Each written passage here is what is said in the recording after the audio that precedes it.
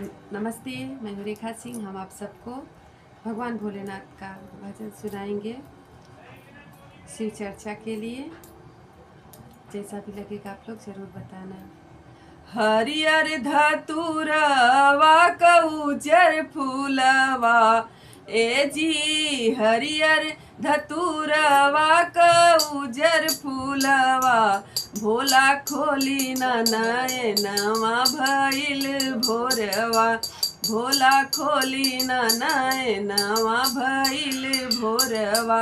ए जी हरियर धतुरवा कउजर फूलवा, ए जी हरियर धतुरवा कउजर फूलवा, भोला खोली नयनवा भइल भोरवा, भोला खोली नयनवा भइल भोरवा। लोटा लेके गइल रहले गंगा जी के तीरवा, लोटा लेके गइल रहले गंगा जी के तीरवा, जलवा भरत में भइल देरवा, ए जी जलवा भरत में भइल देरवा, भोला खोली नयनवा भइल भोरवा, भोला खोली नयनवा भइल भोरवा।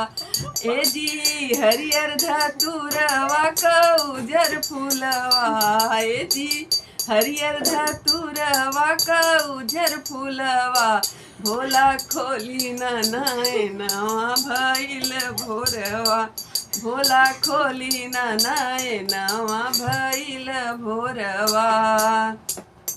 फूल लोरन हम गइली मालिन के फुलवरिया, फूलवा लोरन गइली मालिन के फुलवरिया, मालिन के फुलवरिया रामा मालिन के फुलवरिया, फूलवा लोरत में भइल देरवा, ए जी फूलवा लोरत में भइल देरवा, भोला खोली नयनवा भइल भोरवा, भोला खोली नयनवा भइल भोरवा।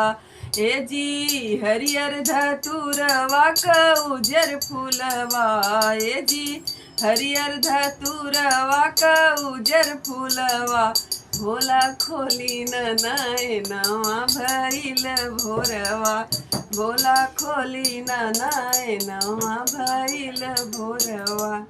बच्चे लोग स्कूल से आ गए हैं, डांस कर रहे हैं मेरे को हंसाने के लिए। नमस्ते।